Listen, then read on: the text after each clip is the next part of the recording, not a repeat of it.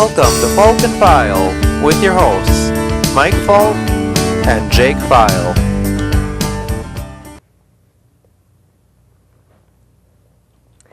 Hi there, welcome to Falk and File. I'm Megan Shulman, filling in for Mike Falk. And I'm Jake File. All right, today we are starting off first of all with the UW Eau Claire Blue Gold hockey team.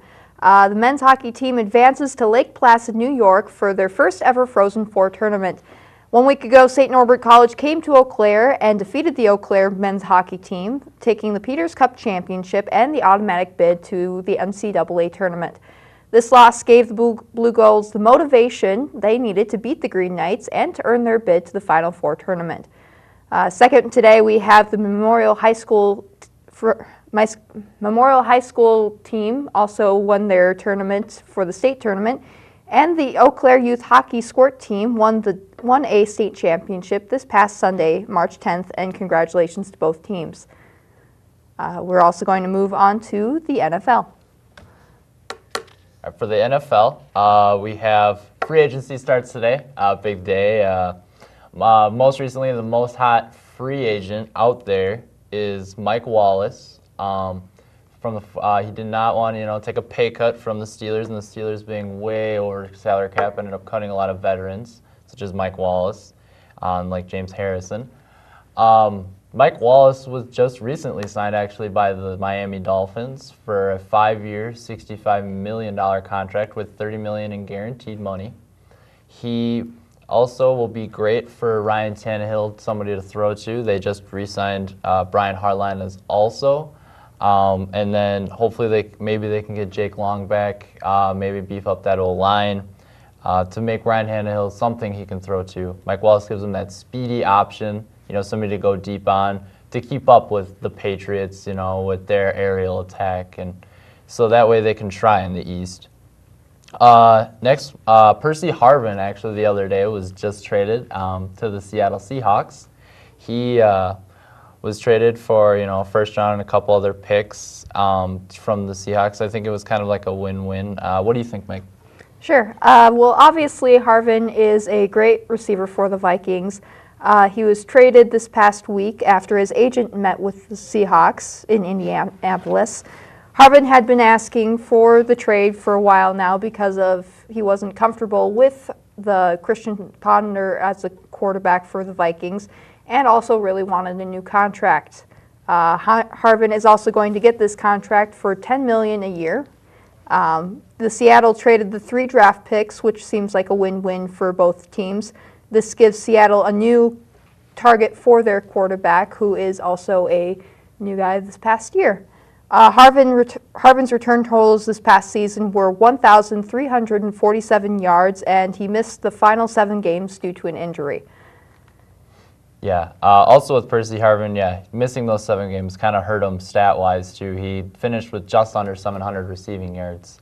But also, moving on to Anquan Boldin also was recently traded from the Super Bowl winning Baltimore Ravens to the Super Bowl losing 49ers for a 6th-round pick. Boldin was offering to take a pay cut for the Ravens, but the Ravens still needed to work under the cap room with the recent Joe Flacco deal. But with the Boldin trade, I think it gives Kaepernick a very good couple of weapons with Michael Crabtree starting to finally get maybe worth that 4th pick, even though he held out almost the whole rookie year.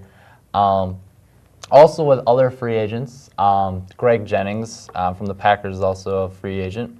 He most recently is being looked by the Packers again, but also the Cleveland Browns are thinking about him. Also the Cincinnati Bengals both the Bengals and the Browns both being about $50 million under the cap room, so they have a lot of money to spend. Also, with other free agents, the other speculations, we have Golson, the safety from the 49ers, a free agent, one of the best safeties out in free agency. Meg, what do you think of Golson? Sure. Well, Golson's a good player, and he's probably also looking towards going to the Bucs this next season, and they're actively looking for that. Yeah. Speaking of the Buccaneers, he would, with the Buccaneers, another speculation is the Darrelle Revis, a riveting story, that with the Buccaneers. He was thinking about, that's the leading team they're thinking about getting him. Personally, I think with Darrelle Revis, if as a team, I wouldn't want to give up too much for Darrelle Revis, considering he'll cost, a first round, a second round, and a couple other picks. Also having to be able to be paid $12 to $15 million a year. And as Bill Parcells also was quoted, I wouldn't want to pay $15 million for a corner. I think maybe since the Buccaneers are doing so well drafting, such as Doug Martin, Levante David, and Barron last year with Mike Dominic speculating it around, that overall I don't think they'll need to get Revis. Think maybe if they were to pick up a Sean Smith, or they were talking about getting Cox from the Jaguars, that they'd be better off maybe not with Revis having to pay him so much. Bad news for the Jets, though, because if they don't get rid of Revis and deal him off as something, their asking price is too high, that they're going to have to get stuck with Revis, and a very disgruntled Revis, that is. Other free agents also would be the corner from the Dolphins, Sean Smith, is also a free agent. He's been being looked at by the New England Patriots. As long as Aqib Talib, that was traded last year to the Patriots, for a fourth-round pick. He also is wanting to be re-signed by the Patriots, as well as D'Angelo Hall was recently cut to save cap space for the Washington Redskins. He is also being looked at by the New England Patriots. I guess that's kind of nice with the pay cut that Tom Brady took, gives the weapons, refuel it, ready maybe for another championship year. Patriots, lastly, their last look is Wes Welker. Maybe they could get Wes Welker back. Great championship team. Most recently, just hot off a couple half hour ago, Kruger, the defensive end from the Baltimore Ravens, was most recently signed by the Browns for a $40 million deal. And lastly, with free agents, Ryan Fitzpatrick was most recently cut.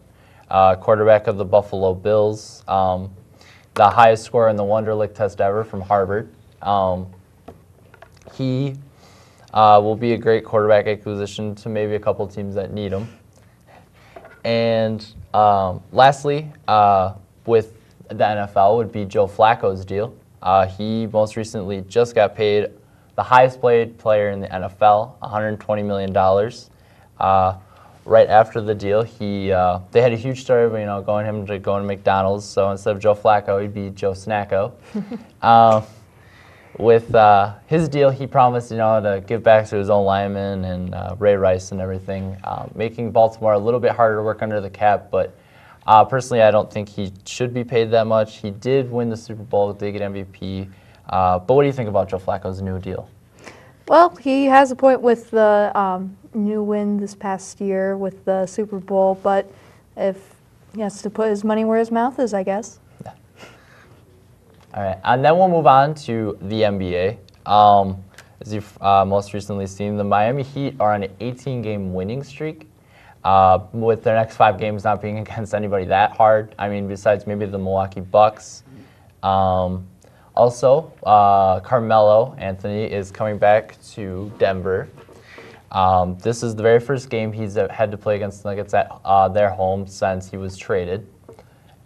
He's been hurt. Well, and speaking of being hurt on the Knicks, Marty Stoudemire just went in to get surgery. No, he didn't punch another fire hydrant or fire extinguisher. He just had some back problems and a couple problems with him, tear and wear. Also, in the 8th seed in the West is a huge run after. There's the Lakers, the Jazz, and the Rockets, all really within 1 game of each other. The Rockets having the tiebreaker with the Jazz being number 8. The Lakers are closely there. They're going to get there pretty soon. Other than that, the 8th seed it'll probably be a tough race. The Lakers are coming back. What do you think of the Lakers? Well, the Lakers have been doing a pretty good job this year. Definitely fighting hard with the past couple games and looking to have a good finish off to the rest of the season. Yeah. And speaking of the Lakers, Dwight Howard tried to finally smooth it over a little bit with the Magic. He's trying to admit, no more that he has no more beef. Now that he's trying to get his priority straight, get the team chemistry going, what they want to do, get them on a winning attitude instead of having a blaming attitude. Lastly, in the NBA, some of you might have seen the dunk DeAndre Jordan from the Clippers had on night from the the point guard, excuse me, from the Detroit Pistons. It was, and most recently, Knight's page on Wikipedia was hacked, and it said that the night he got dunked on by DeAndre Jordan, that he actually died, that he got dunked on so hard. But it's a bit funny, but it's all jokes and fun. And then lastly, with the March Madness coming up, NCAA, the Selection Sundays in about a week. The Big Ten is looking pretty good. They're all pretty much ranked, the top schools. Wisconsin did recently lose to Purdue. That'll hurt them in the standings. But Minnesota had a huge upset against Indiana, which is kind of funny because the show before this I said Indiana was a true number one, and that night they lost to Minnesota. Also, with Marquette in the Big East, Marquette actually has a shot at being number one if they win out their games, get a little bit of help from a team here or there. We have a couple upsets. But lastly, overall, I would like to talk about the Final Four. Before we speculate, who do you think will be in the top four for March with the bracket? Sure thing. Well, with the Golden Gophers, the past couple games, they've been winning the games that they've been needing to win, and they've been losing the games that nobody can quite blame them right now. But for my Final Four right now, I have Michigan State. They're talented, well-coached, but right now inconsistencies could kind of get them in the end. Duke, what is your opinion with them? Duke, although they did get upset by Wake Forest, I believe that they're a really good team. I actually have them in my Final Four. Duke, is a great team. They're always, up there in the March. Other than that, Duke is one of mine. Michigan State's also very well coached. They win the games they need to, maybe except for one or two there. They're well coached. Also in my Final Four, I have Gonzaga and Louisville as well. Gonzaga was kind of under the radar till recently.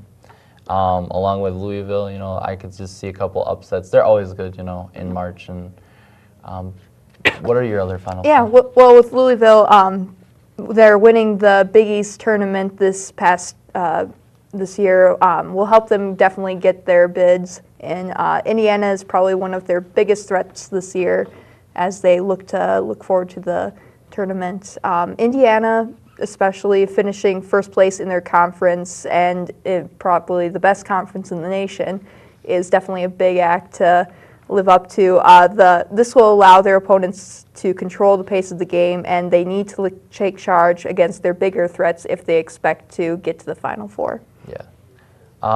And then we could talk about baseball. I know it's early, but spring training just recently happened. The Brewers just had a recent win in the preseason. But for baseball, who do you think will probably be one of the better teams this year? Who do you think will surprise us this year out of all the teams? Oh man. Well, I definitely always have to root for my Brewers and my Twins, even though they're in two different divisions. They're definitely looking at spring training right now. They're both looking to be good teams this year and hoping for the best.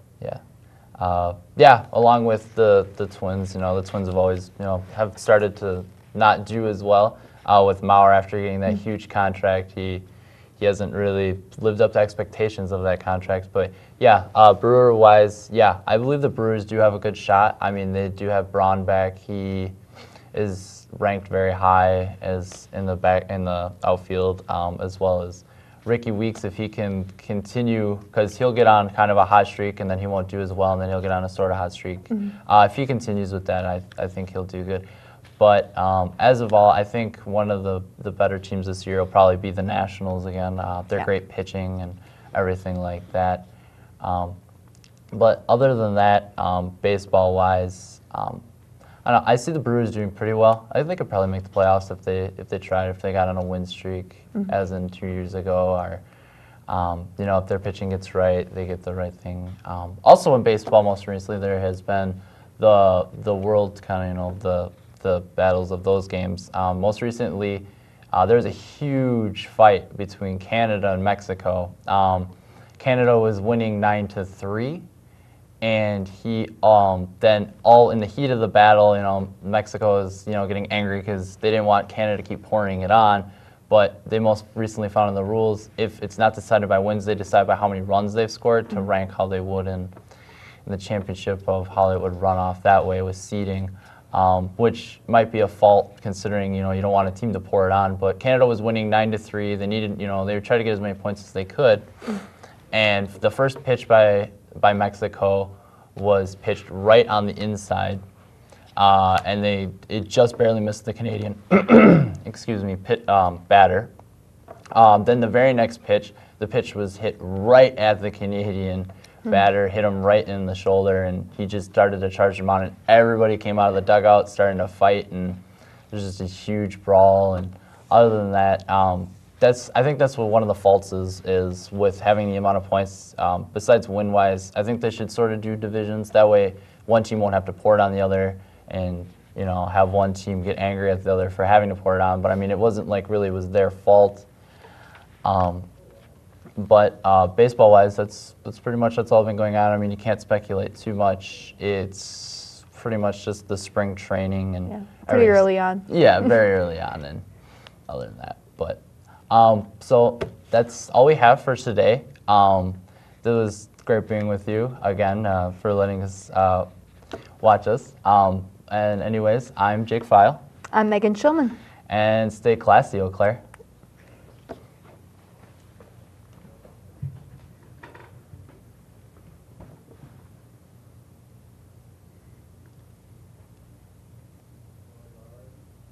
Some extra time, we will interview our camera guy, Alex. Alex, tell us a bit about yourself. Well, I'm a senior in high school, and I'm a volunteer here at Community Television, where I operate a Steadicam, which is this thing that I'm wearing here.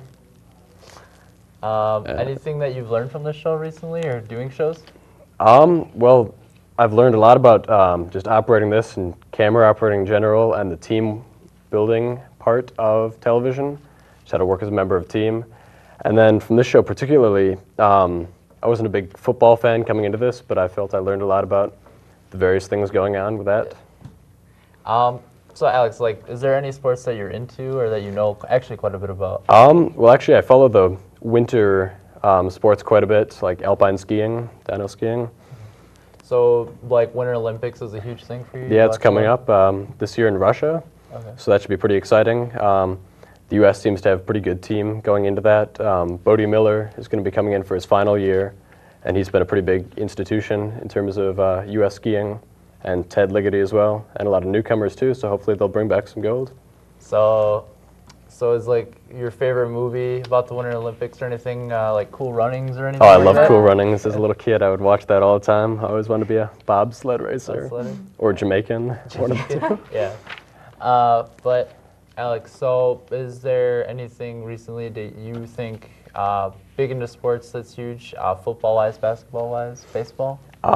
Well, I've been following March Madness quite a bit, so that's nice to see that underway, and halfway in, I guess, right? Halfway through March? Well, yeah. And so just as a person that doesn't know much about sports, who do you think, if you had any teams, who do you think you cheer for to go all the way? I have absolutely no idea. No idea? Absolutely no idea. Do you have any kind of favorite teams in sports, generally wise? Well, I'm a Seahawks fan. Seahawks fan? Yeah, pretty good. So, what do you think of the Percy Harvard trade then? Interesting. Yeah, I mean, It's good. It's all right. So, other than that, do you actually cheer for the Packers or just Seahawks? Oh yeah, I'm a pretty big Packers fan. Just overall, football, I'm not out there watching every game. Never actually been to an actual Packers game, but when I can catch it on TV, I do, and certainly hoping for them to do well in this upcoming year. Yeah. Sports-wise, generally, just people-wise that you've known, do you think sports is a big thing that's important, or do you see it more of as like a back burner sort of hobby thing? I would say it's definitely important. It keeps, it drives a whole lot of industries, and just in terms of a general thing, I mean, you got employment out of it too, and just a great opportunity for people to go out and compete with good intentions, I guess. Good driving force behind the country. Yeah, great sports-wise. Other than that, ever feel like someday being a cameraman for the NFL? Or? Oh yeah, I'd love to do that. This past fall, I did a lot of football stuff for community TV here, a lot of running along the sidelines, and that would certainly be something I would enjoy working with at a higher level, taking that to national level sports broadcasts. So with your camera deal, what do you plan to do for college for camera-wise? Actually, I have a job opportunity in Switzerland that I'm going to go pursue. So I'm going to be leaving in June just to move there and hopefully do this professionally, starting pretty soon. Professionally wise, what do you think would be ideal? Like the news or? Well, I guess looking at starting off in the news, ultimately I'd love to get to the live concert series and things like that. Sports as well. I've really enjoyed the sports productions that I've done here at CTV. So I'd like to work on a large scale stuff. So concert-wise, what bands are we talking? Just whatever. I mean, Just whatever. a lot of things. I have some colleagues who do a lot of those big Madonna, Beyonce pop big, shows and stuff, and it'd be nice to reach that level. Join them on stage in front of all the fans. Yeah. So in Switzerland, what would you be doing in Switzerland? I'd be operating one of these, slightly larger one, but just broadcast television. Okay. Pretty similar to For what a I'm local doing station? now. For their national TV network. Very cool. So you don't, do you have to learn another language or? Yeah, they speak a very strong dialect of German there that I'd have to figure out, and then probably some French too. But Yeah, maybe you could take some of the sports you learned from here and bring it over there. And Oh, yeah, talk about definitely. it, or what you've learned from over here. yeah. But other than that, Alex, do you have really anything to add? Anything that's really been going on in the show? I know we've only done like 2 shows. Anything that you'd like to add that you've really enjoyed or something that you'd like to see on the show? Well, I've just enjoyed the environment. I think it'd be nice if we could bring in some local sports people, if there are any local coaches for high school teams or college, anything like that.